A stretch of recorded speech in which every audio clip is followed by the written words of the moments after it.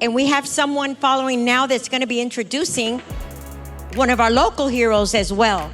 But this man has represented and is representing 14 different school districts, suing the heck out of them for trying to mask our children, vaccinate our children, and take away our constitutional rights.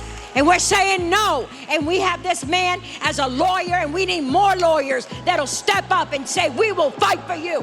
We will fight for your children. We will save your children. So, introducing this great man, Warren Norris.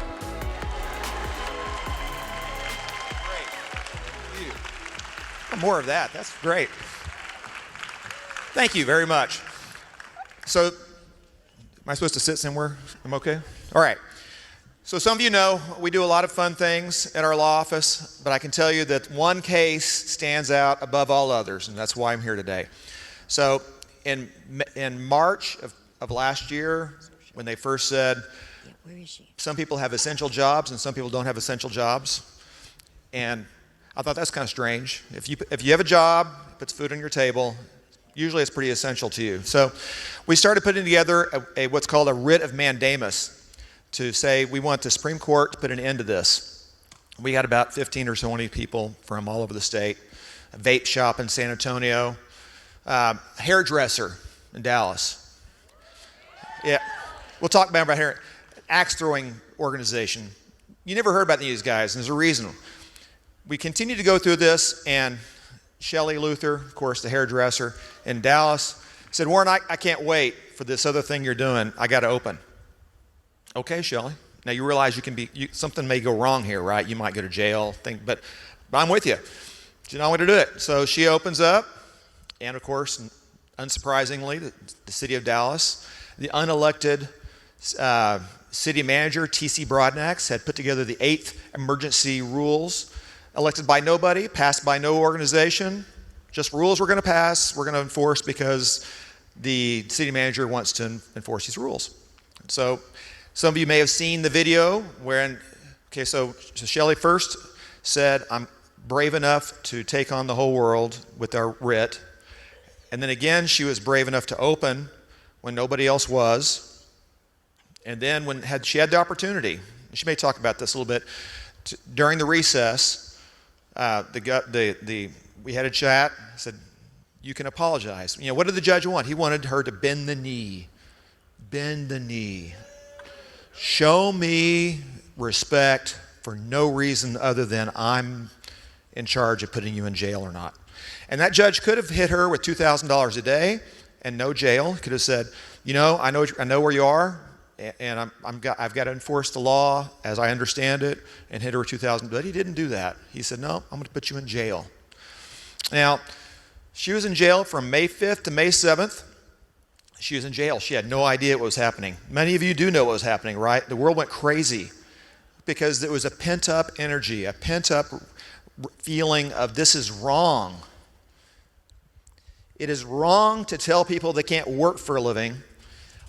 It is even more wrong when you're saying you can steal up to $749 a day in Dallas and not go to jail. Steal $749 a day. But if you dare open your shop without permission, then we're going to put you in jail and earn $1. It's nuts. So she had no idea what was happening, but she walks out and she became the tip of the spear that we all know and love. The essence of political bravery. I give you Shelley Luther.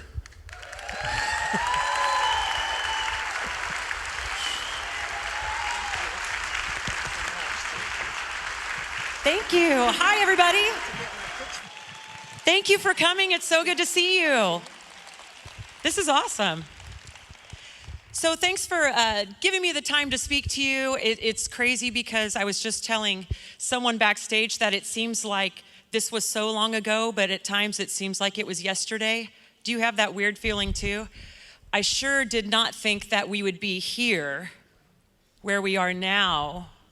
I thought, people would see the craziness by now, and pretty much what's up is down. Like nothing makes sense anymore. Nothing surprises me.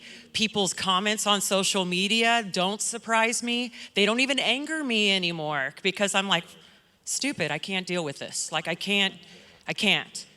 A lot of people don't know everything about our story, but basically I was told to apologize by a Dallas judge for opening my business. That's when we're like, my husband knew I was going to jail then. Because I'm trying to think in my, like, I lived by rules a long time. I was raised by a master gunnery sergeant in the Marines. Hoorah. I was a school teacher for 13 years. My life ran by bells. Like I was not a second late to anything. It made me crazy. So when I have hairstylists coming to me who tell me they haven't eaten because they're feeding their kids, or should we go and do services in people's houses? It's not about a haircut. It's about their means, their way of feeding their family. It does not matter what your job is. You are essential.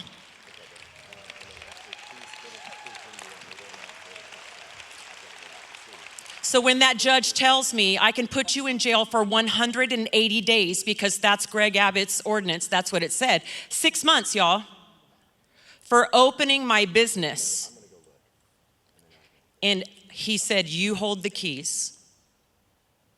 So I called my dad during the recess and I said, Dad, I'm going to jail.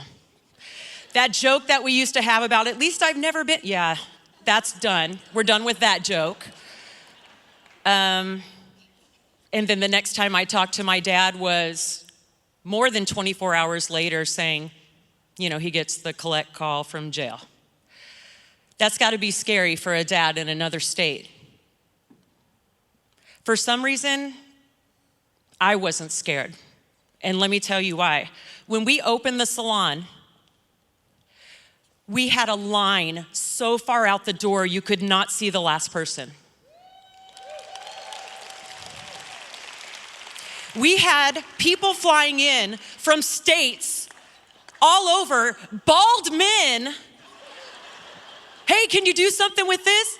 And it was funny at the time because we needed a little bit of comic relief at the time, I'll tell you.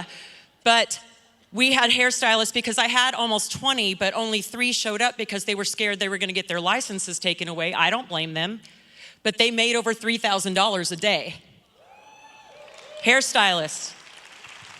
Because the people were just throwing money at them. You know what's great about that? They didn't need the government to make money. People came together for what's right, and that's what we're missing now. Other people expect the government to help you. The government should do that. No, less government is always better, always.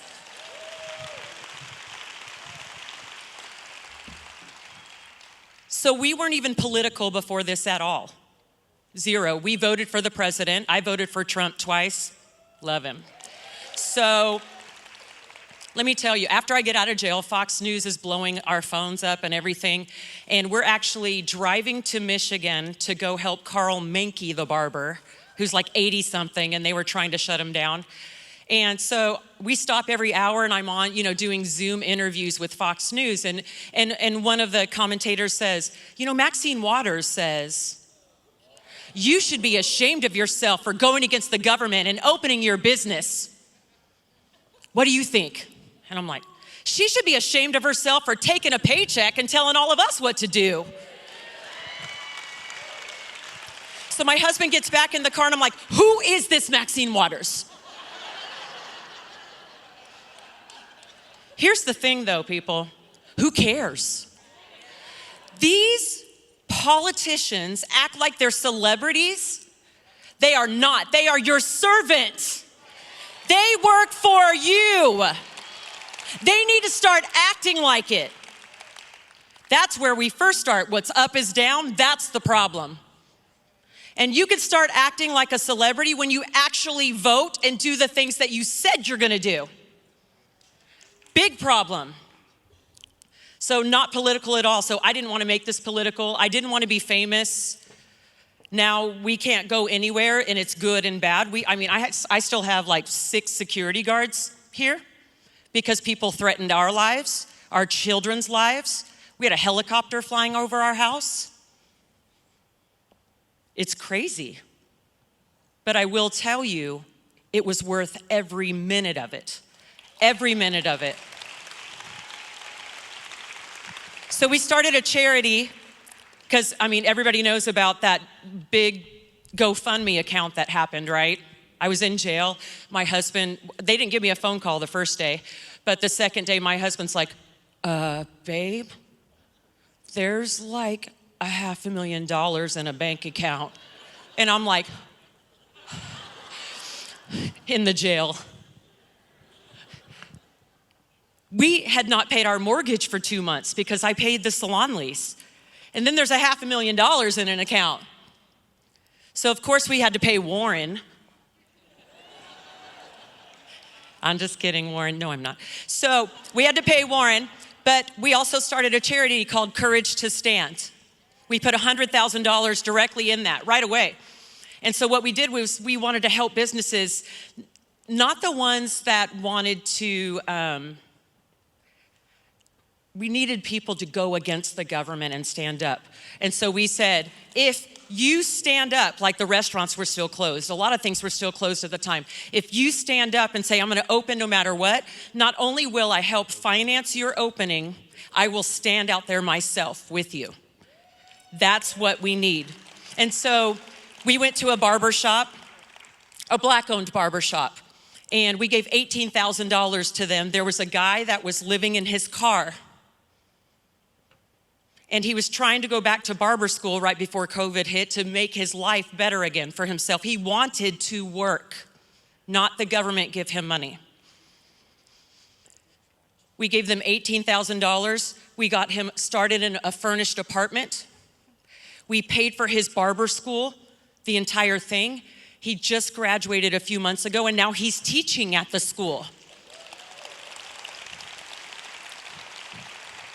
What do you think he's going to tell his students? The government helped me? He's going to teach them, you must work hard. You must do what's right. And good things will happen to you. That's what we want people to learn. You do not need a government handout.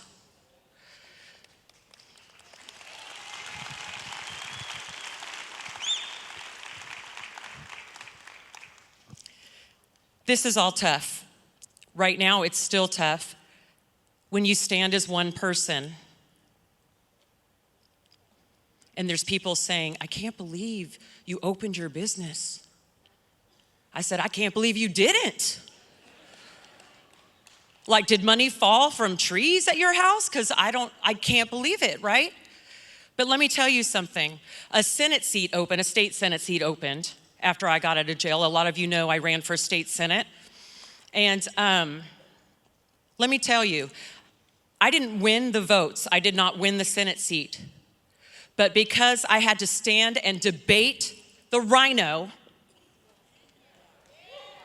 he had to say in front of people that he would write a bill for constitutional carry when he was against it for 8 years in the House.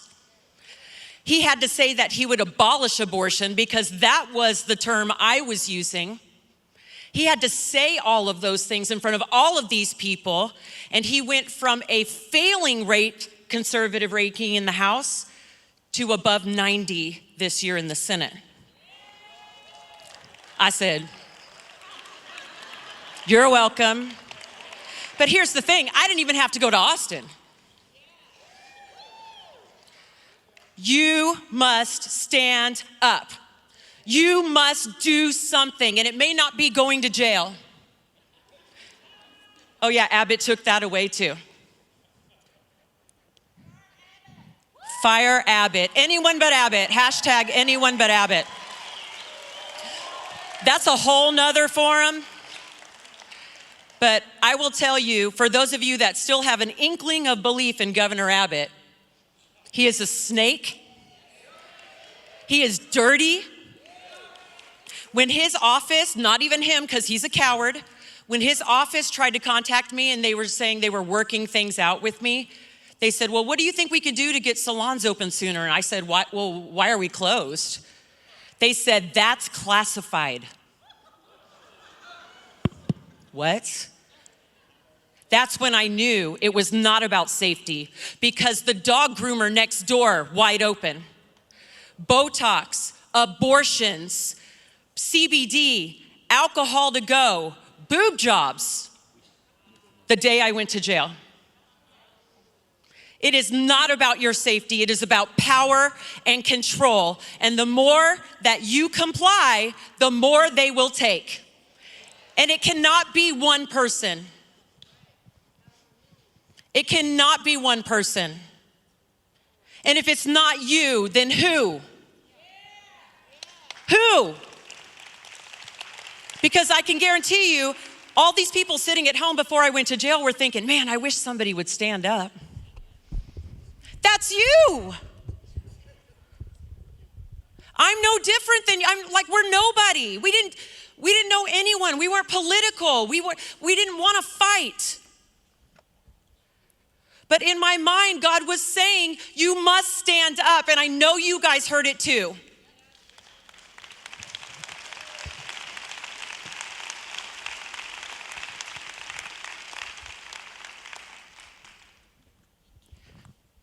My wish is that we leave this place better for our kids than it was.